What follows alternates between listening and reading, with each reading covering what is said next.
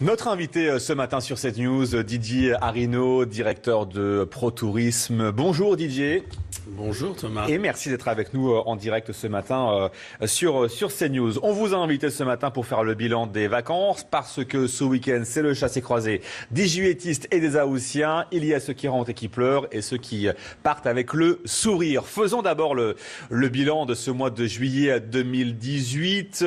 Les avis sont partagés. Que faut-il retenir ? Est-ce qu'il y a eu moins de vacanciers en France au mois de juillet par rapport aux années précédentes ? Oui, il y a eu moins de vacanciers français sur le littoral notamment de l'Atlantique, mais plus de clientèle étrangère. Ce qui fait qu'on a l'Île-de-France qui progresse encore en ce mois de juillet, et puis le reste du territoire national qui est impacté par le fait que les Français sont partis en bien plus grand nombre vers les destinations étrangères, avec 1 400 000 de Français de plus qui partiront cet été, mais 1 600 000 de plus qui partent à l'étranger.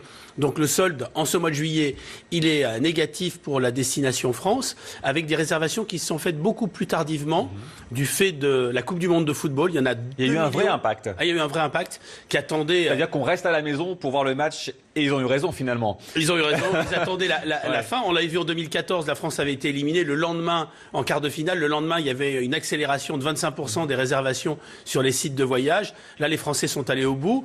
Et puis, il faut bien le dire, quand on a fait la fête, qu'on a dépensé un peu pour cette Coupe du Monde, le budget vacances a été un peu plus réduit que ce qu'ils imaginaient. Donc, la haute saison touristique a véritablement démarré le 21 juillet. Et depuis, la fréquentation est bonne. On aura un mois d'août tout à fait convenable, voire bon dans certaines destinations. Pas partout d'ailleurs, mais la saison n'est pas terminée. Il reste les réservations de dernière minute qui peuvent s'accélérer en fonction de différents facteurs, et notamment la canicule peut pousser nos concitoyens à aller vers d'autres cieux beaucoup plus frais et à aller notamment vers des destinations comme le Cotentin, le Finistère ou la montagne. Lorsqu'il fait très chaud dans les villes, on a une accélération des mouvements vers la montagne, et ça c'est une bonne chose pour les destinations. DJ, comment on part en vacances en 2018 ? Est-ce qu'on part aussi longtemps qu'avant ou on part un peu moins longtemps ? Alors, on a un double phénomène. Cette année, on a de nouveau une augmentation de la durée moyenne de séjour, notamment pour ceux qui sont partis à l'étranger ou qui vont partir à l'étranger. Ils ont fait le choix, souvent, d'allonger la durée de séjour pour amortir le prix du transport aérien. Donc, on est dans des vacances qui, au-delà de 12 jours. Lorsqu'on est en France en hébergement marchand, on est plutôt aux alentours de 9 jours. Mais ça diffère suivant les types d'hébergement. C'est un peu plus important dans l'hôtellerie de plein air, dans le camping. Plus d'ailleurs, les campings sont haut de gamme, et plus la durée moyenne de séjour est élevée, plus on va dans l'hôtellerie et plus la durée moyenne de séjour est faible. Mais globalement, entre 9 et 10 jours en hébergement marchand en France et 12 jours à l'étranger. Alors on parle souvent du mois de juillet et août, et on a aussi tendance parfois à oublier le mois de septembre.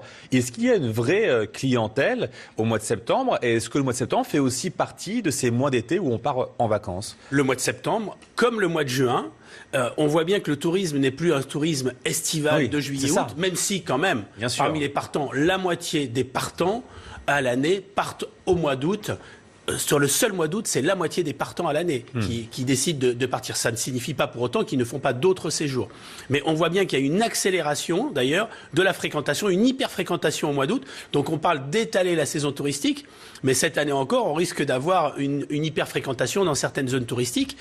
Le seul mois d'août ne fait pas la saison, ça c'est clair.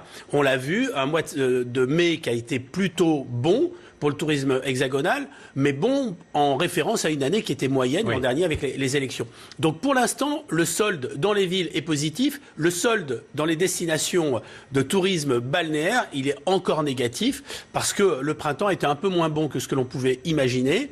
Et d'ailleurs avec des situations très différentes suivant les acteurs du tourisme. Et pour la première fois, on a eu un retournement, notamment dans l'hôtellerie de plein air, qui est encore en retard par rapport à l'an dernier, alors que c'était un secteur qui surperformait année après année, à l'exception de quelques opérateurs haut de gamme comme Sunelia, mais sinon, les autres sont plutôt en diminution. Alors, on est en pleine saison touristique, vous le disiez. Paris est l'une des capitales les plus visitées au monde, également l'été, sauf qu'on en parlait dans les journaux tout à l'heure.